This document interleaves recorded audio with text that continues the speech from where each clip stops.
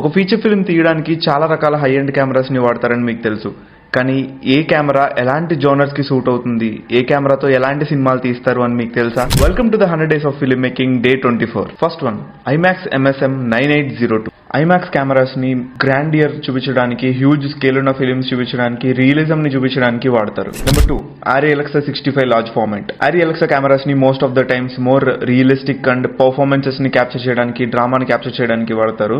Beside using it for huge scale and grandeur look. And the third one, Panavision DX-L2. ఈ particular కెమెరాని more of thrillers, నియోనయర్ look ఉండే films కోసం and more stylistic visual కోసం వాడతారు.